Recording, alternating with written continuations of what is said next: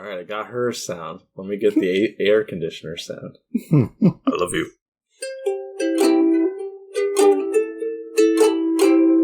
Welcome back to the Couch Potatoes for another riveting episode of Batman Playlist. I want to say up front, I know I'm going to make a lot of people mad with this episode. Are you? I apologize. Okay. Probably. I am the Green Traveler from Gorsh. Okay, I am the Faceless Leone, and this is a podcast about movies and TV called Green Faceless on the Couch. Welcome. And honestly, Indeed. from like the little hint that I have from, just talking to you nearly every day, I don't know. I feel like a lot of people will actually agree with you with what your opinion is. See, that's the thing, is a lot of people love this film. As much as this is a hated film, it's like a hated film, almost like not to the same tier as The Room. Like, you know how people love The Room even though it's a shit film. But I don't think that they all love it like no. Oh wow, that's a great masterpiece of a movie. I think they love it because they know what it is. Yeah, because it's hilarious. And I mean, that's the thing, though, is a lot of people love Batman and Robin, which is the film we're talking today, because, to them, it's funny bad. Yeah. A lot of them are just like, oh, the one-liners. You got, Arnold Schwarzenegger as Mr. Freeze. It's hilarious. And Uma Thurman as Poison Ivy. See how I sprinkled those in there? Yeah. But it's just like people love the one-liners. And they think it's great. They think this film is like, hilarious. I hate it. I hate it a lot. It's super bad. So, okay, I was expecting it because the last time I watched it, I felt that it was super bad. Growing up, I enjoyed it because I was a fan of Arnold Schwarzenegger. And yes. Also, I do think there are some redeeming qualities of this movie, but they're mostly in the first half.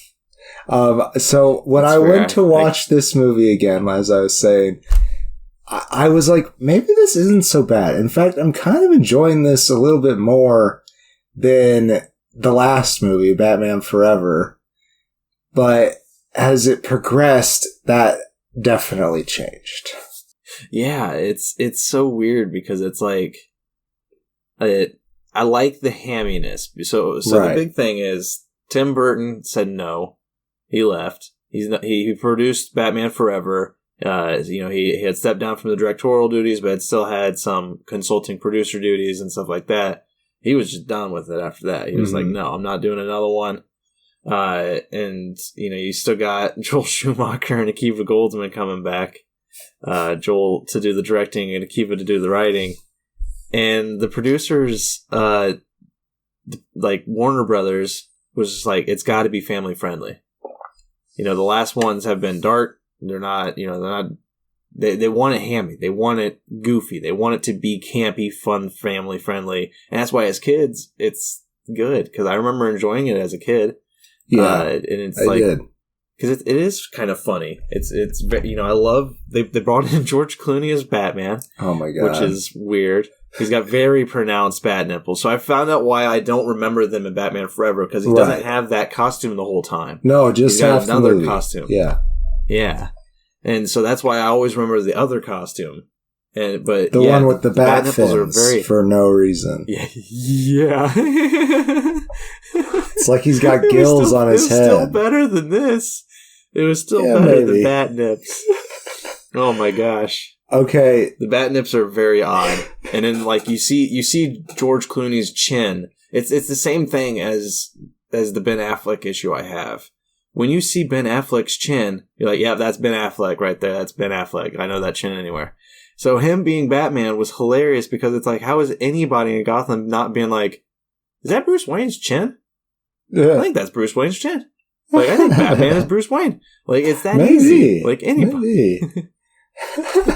But it's almost the same thing with George Clooney. He has such a recognizable face that even with a mask on, it's still just like, yeah, that's George Clooney. It's so weird. He even pointed out himself, I think. I don't have anything to quote, so, if we decide to cut this, especially if it gets rambly as I ought to do. I recall him even saying, "I know I wasn't a good Batman. I'm a freaking bobblehead." That is probably a misquote. That is probably a misquote. But I do recall him saying, like, yes, I know that I wasn't a good choice for Batman. I do recall him saying something like that, to that effect. And it was during his, what was that, Doctor Show ER? Was that it? Yeah. Because it was during those days. It was during those days. It might have been one of his earlier movies then. Because it was 97. He did ER for a while. I can check this easily. Yes, we have the technology. We have the technology. I'm not going to type in that quote, though. I could be wrong. I don't care. Oh my gosh, I got to scroll way through these filmographies, man. This guy's been in too much shit. Yeah, that's for sure. Work less, bro. Work less. Yeah, it was fairly early in his 97, so let's see when his ER years was. 94 to 2006 as Doug Ross. Yeah, right smack in the middle. Damn, 109 episodes? Bro, work less. My God, man. No, that's awesome. But yeah, he was a doctor on TV and he was Batman at the same time. Couldn't have been higher in his career. It was peak. Peak, I tell you. I don't know. With the loss of Tim Burton, like, I don't think that he really kept the last one. You know, I don't know how much he had to do with the last one, but like with this one, all that camp is like in here. Like I feel like Tim Burton kept out some of the camp that they wanted. I feel like he was just like, no, that's a little stupid. He still has his own form of camp, but it's a different, like, it's a darker, oozing camp. But this was just thick. This was like garlic breath camp. Like this is heady. Garlic breath camp. all the dialogue too is bad. Like it's really just flat. Yeah. But, like the only thing I love about the dialogue is Chris O'Donnell as Tim Burton, and he is playing Tim Burton. Somebody walked past my door, and I got like really shocked for a second because I was expecting Zelda to start barking. No, Chris O'Donnell as Dick Grayson, Nightwing, but in this still just Robin.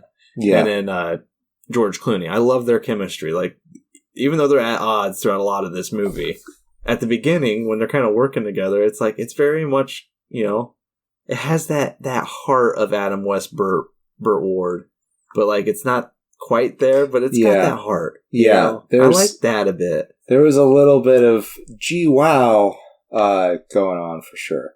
I'm grasping at straws here. So if we're going to get into the synopsis here, there is a B story. I'm going to talk about the B story. Yeah, sort of. I'm going to talk about the B story here of between Batman and Robin, of Batman not trusting Robin to be capable. So there is this one moment where Bruce almost kills Dick when they are driving the Bat car and the Robin cycle up a statue, and they are on the giant fingers of this bronze statue, and as they are about to jump from the Batmobile, Bruce kill switches the Bat cycle, and he grinds across the statue and almost falls off the edge. Like, okay, Bruce, we know you're smart, but you can't predict chaos. And you were putting him in a terrible, terrible situation. What the fuck? That part really pissed me off. Yeah, he's literally better off like making the jump, and then if he misses, just grappling onto a nearby building. You have like Bruce did to him. Super capes. You made the super capes. They literally jumped out of a helicopter or something and surfed down on like shielded door kind of thing. Yeah, like he would have been fine. It's like, no, it's too dangerous, and I don't want this kid. Really, there's not. I don't feel like George did anything to his voice in between. He was just George Clooney voice both times. So I only did Batman voice because I am conditioned to do so. It's in our contract. Mm-hmm. Pay us, Warner Brothers. Yeah. That's right. Yeah. There's another Get your very HBO. This is not story. a commercial for HBO Max. No. There's another B story though that is important, and it introduces another character to the end of this failed universe, and that is Alicia Silverstone playing. It wasn't Barbara Gordon. It was. But it was Batgirl. It was Barbara Wilson. Barbara Wilson, who is the niece of our dear Alfred Pennyworth, Michael Goff. Yeah. Yeah, because that's how it goes. Because they haven't utilized their Jim Gordon at all. Yeah. Did not want to make Pat Hingle a better character. No, and they we're didn't. Like, nah, fuck it. No, they don't even meet. They're not even in this. They never have a scene together. Not that Pat Hingle really has any scenes.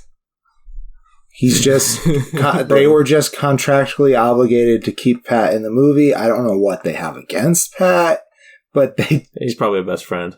It's not probably the best friend of somebody. It's kind of like that guy from Lost who is in every single like J.J. Abrams movie and show. Yeah, you know what I'm talking about. I remember this human, but not their face.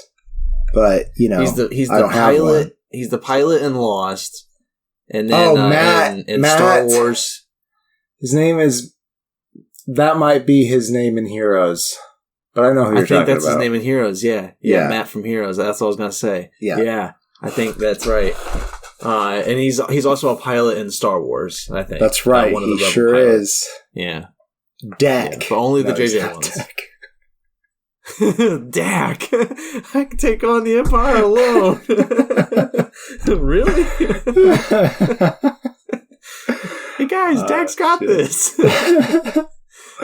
Family Guy, Star Wars, they were good. So, well, the first two were good. They are being Batman and Robin, the title characters. Sorry for my awful segue that just, cut into your tangent. My bad tangent that was just burning through the episode. That's okay. I'm just going to devolve into quoting Family Guy for the next 2 hours. It could happen. I'm sure there's a podcast that does that. Batman and Robin, if you can call them that, they're going after Mr. Freeze because he is robbing jewelry stores and banks for diamonds because they power his Frost engine.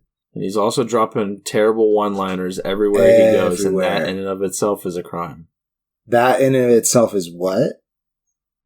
A crime. A crime. Yes, they're going to arrest him for that. But honestly, it's one of my top admirable traits of the movie. Honestly, because this movie doesn't have very much else. You see, I would love it if it wasn't Arnold. That's, I think, why I like it. I can't stand his delivery in this movie at all. It's so off. I will say though, best makeup in the movie for Mr. Freeze. Right. For real. It's pretty fucking good. He almost looks like he's like some kind of blue granite looking thing, like a countertop, And, I think I recall my parents' garage being painted like that. The floor. His Frost suit, it's okay. It kind of looks like, I don't know. I feel like it looks more like a parademon suit than it does any of the earlier interpretations of Mr. Freeze. But Victor Freeze, you're going to look up the suit? I'm looking up the designer because I wanted to give a shout out to the designer. Yeah, there was some interesting costume choices. Bat nipples was a sin. And while you're doing that, I do have a tangent story about bat nipples. In high school, there was a talent show, one of my last years there. It might have been my senior year. And I actually ended up winning third place with a skit where I impersonated Arnold Schwarzenegger. And it was called Storytime with Arnold. And I opened up with... I'm sorry, Arnold, if you're listening. I opened up with an upside-down book. And he says, "Welcome to Storytime with Arnold." I don't know what story he was going to tell, but he talked about. You're not going to try the impersonation. Yes, I will do it. I will. I'm getting there. Sorry again, Arnold. I will do it. I open with that. It's story time with Arnold. And then it's something about how he doesn't actually speak English, but he was very fluent at reading cue cards. And that was the whole premise of the skit. Oh. And anyhow, I won third prize at the contest, and then they wanted to showcase us in a pep rally at the school. And so in front of all the school, it was me and the other two top winners. We're supposed to do our bid again. Bigger crowd. My buddy, who was helping me set up, he kept on saying, "Dude, you gotta throw in a line about bat nipples. You just gotta." And so and there was a bit where I talked about playing Mr. Freeze, so I threw it in there. And after I said something about bat nipples, then I blanked the rest of the show. And I I had to improv end it, and it was something. It's one of those things that you think on when you're about to fall asleep, and then you just can't fall asleep at all because you're like, damn it. Damn it. If I only had that moment back. It's so uncomfortable. I did find the maker of Mr. Freeze's armor. It was armorer Terry English, who estimated the costume cost about $1.5 million. Holy shit. What was it made out of? Yeah. All it says here on the good old Wikipedia is that to prepare for the role, Schwarzenegger, and I'm quoting directly from Wikipedia, don't sue me, Wikipedia. To prepare for the role, Schwarzenegger wore a bald cap after declining to shave his head and wore a blue LED in his mouth. Yep. His prosthetic makeup and wardrobe took 6 hours to apply each day. 6 hours. Holy cow. Well, it does look good. And honestly, I'm kind of surprised that he was wearing a ball cap, because it's pretty good. Yeah. While they are doing that, busy trying to take care of Mr. Freeze, who, if you don't know Mr. Freeze, Dr. Victor Freeze's story, it is a sad one. He's trying to save his wife from this disease and accidentally, froze himself. And now he has to stay cold to live. Something like that. That's a very synopsis. In this movie, you get one shot where it's old footage because they found it in a recording device, and it's him standing in front of a computer, and then there's sparks, and he goes and falls back into a vat of ice. That's it. He just falls into ice water, and then they cut to him, and now he's a hardened criminal, and it's okay. he's got to steal money to make his to figure out how to cure himself and cure his wife. At least 4 times he says, "I froze my heart," and that was his excuse that he couldn't make decisions that were morally good. Oh my god! Yeah, it's so comic booky. Yeah, definitely. They really hammed it up. They really did. What's even worse is we've another plot line that's going on. There's way too many plot lines. That's another problem with this movie. A problem. Way too much. It's Uma Thurman as Poison Ivy. Pam Isley. Did they actually go with her real name? Yep, Dr. Pamela Isley. Yeah, she is. She wants to basically, she's an eco-terrorist, as they've labeled her. She wants to give the world back to the plants, and she confronts Bruce Wayne about something. I think about how his business is affecting the plant life or whatever, and how he can do something about it. And he just blatantly is no, I don't know ahead. After we get to see the origin story of this particular poison ivy. Yeah, which is incredibly dumb. Yeah, yes. Oh my god. It includes the origin story of this universe's Bane as well. No! You wanted to avoid this, huh? So, it's so bad. Michael Reed McKay is dragged out. He is a very, very thin man, very small as well, playing Antonio Diego. And then they pump him full of venom. It's this totally made-up character, mad scientist guy, Dr. Jason Woodrue. Maybe he is in the comics. I don't fucking know. But his costume was ridiculous. I don't remember him. What's that? Maybe he's like an Arkham. Maybe he's like an Arkham guy. I don't remember. Maybe I don't know. I hovered over his name on Wikipedia. He's apparently the Floronic Man, also known as the Plant Master, Floro, and the Cedar. Seeder. The Cedar. Ew. Yeah, I don't like that one. I don't like that one at all. Anyhow, it's played by John Glover. If I didn't say, so it was like a weird comic book shout out that they didn't use at all. That's pretty much what it was. Yeah, I guess, yeah.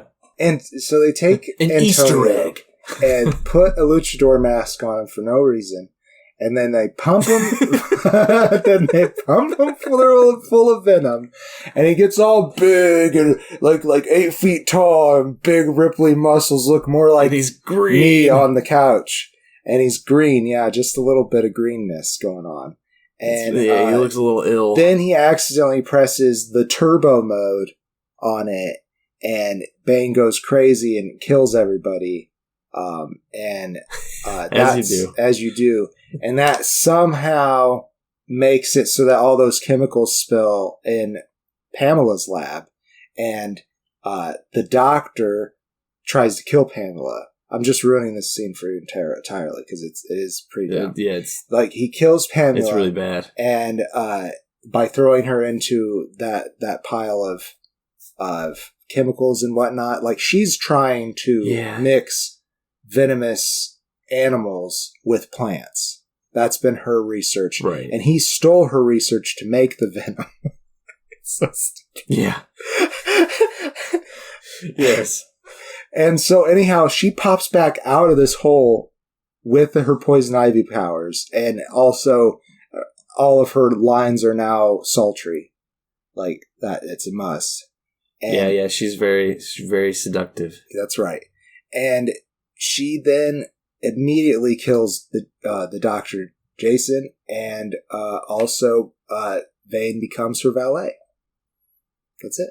Yeah, that's literally what happens. Like, that's another thing that really pisses me off about this whole movie is imagine me, young kid. I haven't been introduced to really comics at all, right? But when I am in the 90s, when I'm 6 or whatever, and I'm looking up all these like comic book stories, and I read about this one villain that just happened. It happened in like 93, 94, right. So it wasn't too long after my human birth, That's right.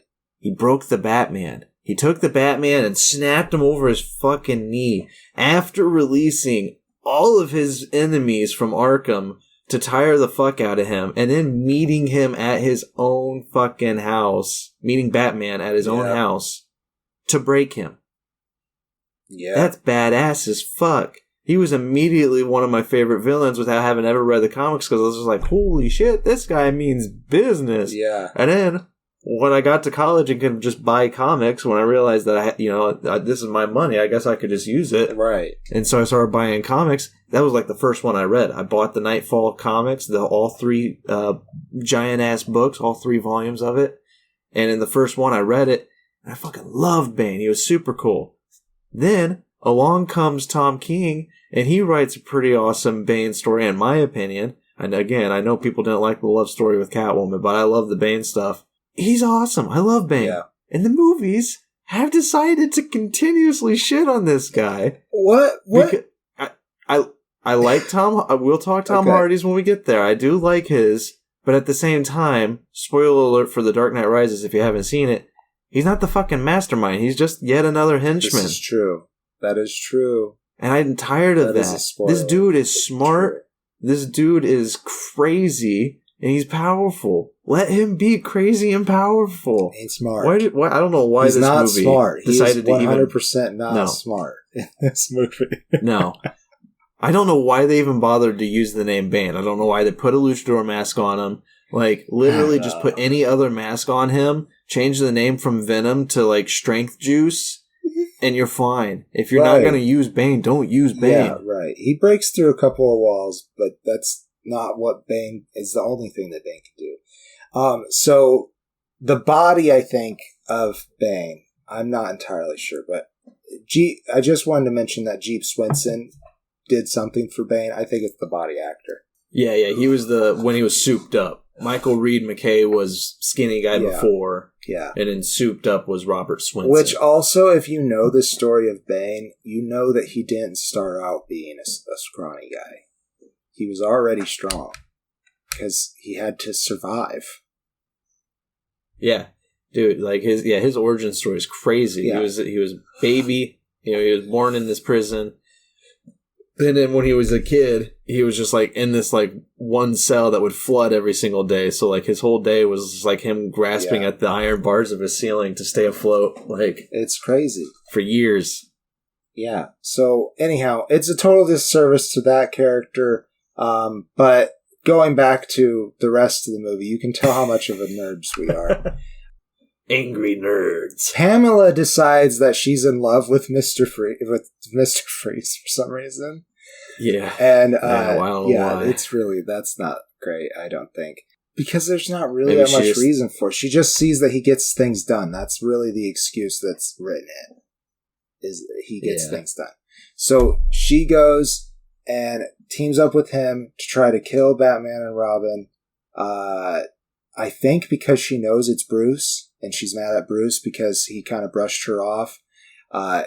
He was a little bit rude, I think, in that scene.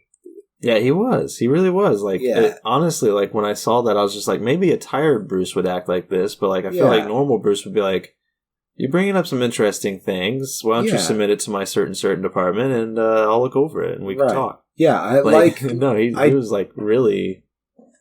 Like the kind of chauvinistic at times, too. Yes, a little bit. And definitely stubborn, which is a trait that they were purposely giving him for this, you know, between him and Dick. But, like, the scene with Val Kilmer where he insults Nigma, like, at the very least, like you said, Bruce was like, well, we can do business, but we're going to do it this way. And then he's like, no, I need it now. It was, I guess they just didn't want to do the same scene, which that's fine. You could write a completely different scene. Yeah, for fucking real. So anyhow, they get together. That being Freeze and Plant Lady, Poison Ivy, and they're trying to kill Batman, and she, at some point, stops being able to motivate Mr. Freeze to do what she wants. So she frames Batman as the murderer of his wife. Yeah. Yeah. And so now Arnold's like really going after Batman. But she somehow recorded herself too, right? Didn't she record herself in the moment? No, she told Batman. Yeah, that's right. She told. Yeah, so it's super. Sorry, Batman. No, it's okay.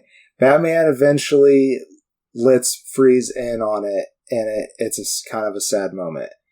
But whatever. I don't know. They don't really. I just didn't feel like they really cared for this movie. Spoilers, I guess. Especially what they did with Batgirl. So Alfred, like from a distance, takes care of this woman named Barbara Wilson as she's going to school, and it's his niece apparently. And he then gives her this envelope / tablet / secret bat science folder. And he asks her rather to give that to his brother, her grandfather. And instead she looks at it which apparently Alfred knew she would do, and then becomes Batgirl. Da da da. That's it. And he had personally designed suits and everything for her already, and that's right. It's like, I have decided that you're a Bat person now. Yeah, which is like not really on brand for Alfred. Not really at all. Alfred is sick and dying with the same disease as as Victor Freeze's wife. How coincidental. And that's how they get everything back to Norman after the wildest third act ever. That just didn't make sense. No. But thankfully my brain is fried before the end of the first act. That's right. So it didn't matter that it didn't make sense. It didn't matter. It just needed to be flashy and cool.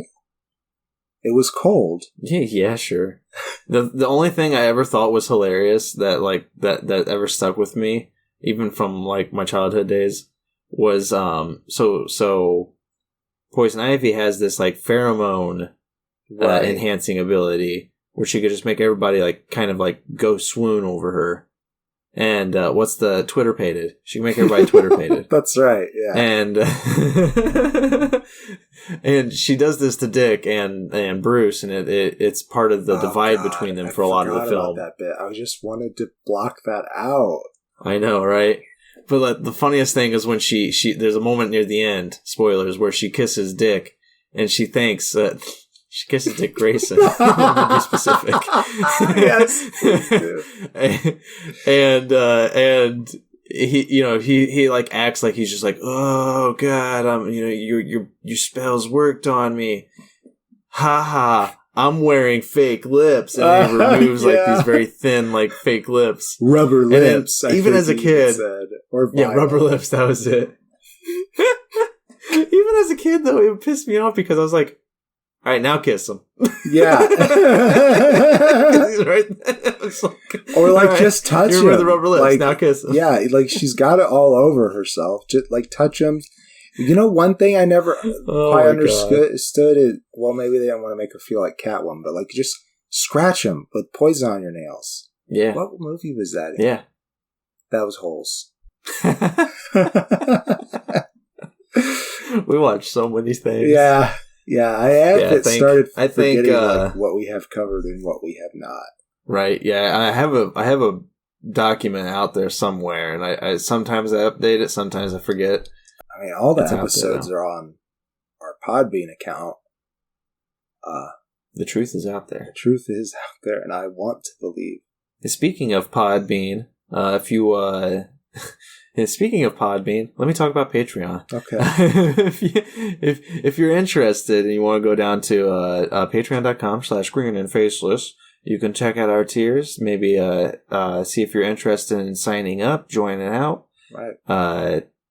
Becoming a couch potato. Yes. And also, we to hype the Patreon even further, we will have a special episode coming out this month that will be Patreon exclusive. That's right. And it'll be our catch up episode. It'll be all the new movies I've watched in theaters, all the shows you've been watching for the past month or so. I might bring. I feel like if you bring in a show or two and I bring in a movie or two, that's fine too. It's going to be more relaxed than this. It's just going to be us kind of catching up, as we said. We haven't titled this yet. Conversation. Yeah, right now the only thing I got involves green ketchup catch-up. Okay. What about... That leaves out the faceless pitch. What about... So we need something to... pitch up. Pitch up. No, it's stupid. Well, anyhow, check that out. That'll be out soon. What's... Pack my pitch up.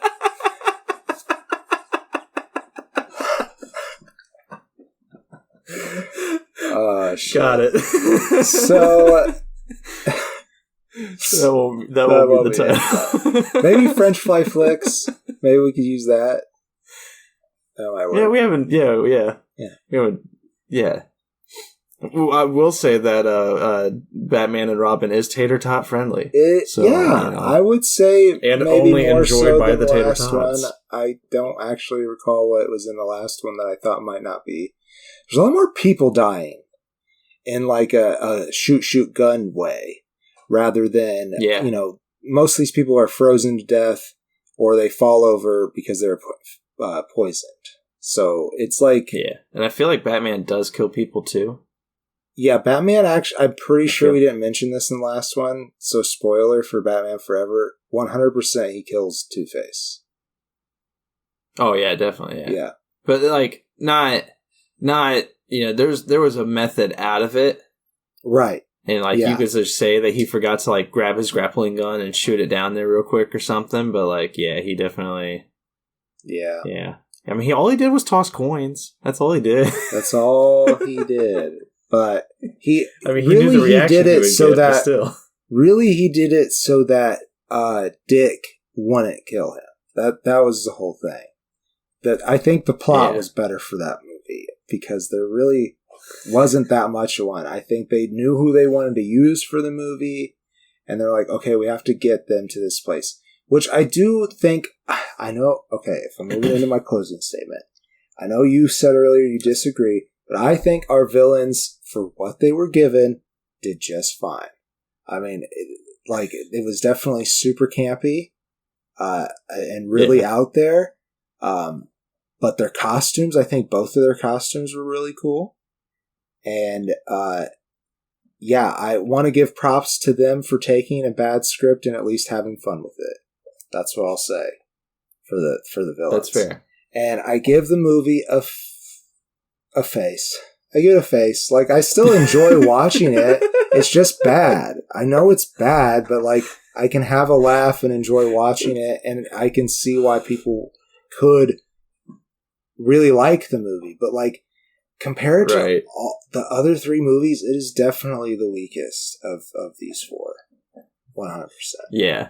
Whereas, like, where Batman Forever is, like, the most forgettable, this one is just the worst. Yeah, maybe.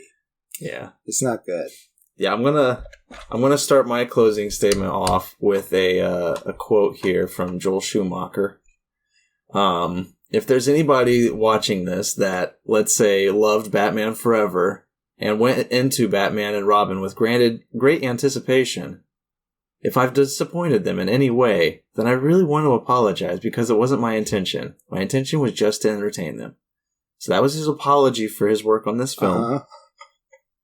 I will commend him for, coming out and being like, I'm sorry that people were upset by this. Yeah. That's a very bold thing to do, and I applaud that. And I also applaud that he's very honest. He just wanted to entertain, and he was being forced by Warner Brothers to make it a very hammy, family-friendly script.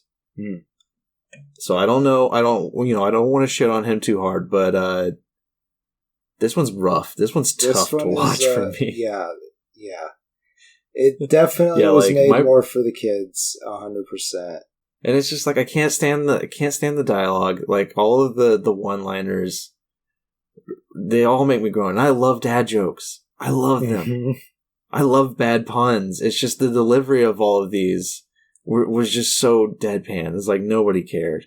And like, I mean, I don't know. They definitely seem like they're having fun. I will give them that. But like at the same time, it felt like everybody was just like, yeah, we know what this script is. Well, let's just get this day over with. Let's have fun.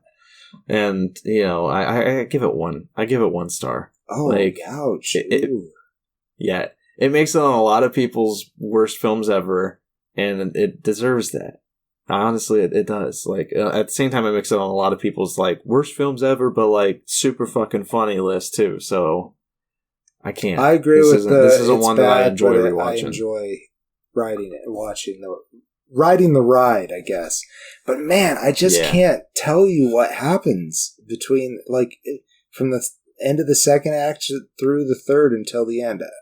Yeah, I really couldn't tell you what happens. Because your brain is fried. Yeah. Because you're literally just like, you're done. Yeah. Like, you can still absorb, like, that things are happening in front of you, but, like, your brain's just, like, not comprehending because they fucking surf out of, like, an exploding helicopter. That's at the beginning. mean? So your mind is blown at the beginning? Though the graphics during that point were pretty bad. Like, I don't know why they tried it even. It was pretty bad. Right. It's like they got a bigger budget, but at the same time, a weaker budget. Like, it's really weird. Yeah. It feels less quality than the other stuff. That is it. Well. Yeah. Is that our show? I think it is. Sorry for all the big lovers of Batman and Robin out there. I hope I didn't hurt your feelings with my hatred of it, but I can't recommend it to anybody. Just let it go. I want to apologize to my wife just beforehand. And if I sleep on the couch after she listens to this, I guess I'll let you know. So, see, that was one of the biggest fears of mine, because that's when I started off, where I was like, I know I'm going to piss some people off. I knew that I was going to piss her off because I know she likes this movie. Yeah, this is her favorite one. I think it's just the first one she ever watched, and a lot of nostalgia. Yeah, I get that. That is true. There is a lot of nostalgia feel because we did watch it a lot as kids. I did like it as a kid. Again, yeah. It was just as I got older and watched more movies, I realized that this one was just made poorly. Yeah, this is true. Well, for a big budget blockbuster, how? Yeah, how? Well, that's our show. It is. I have been the Green Traveler from Gorsh. And I am the Faceless Leon. Safe travels, and good night. Green and Faceless on the Couch is a proud production of FictionWorks 19. Are you a fan of the show? Feel free to contact us at greenandfacelessfans@gmail.com or visit our Patreon page at patreon.com/greenandfaceless. Don't forget to comment, like, and subscribe, or rate us on Apple Podcasts. Thank you so much for listening.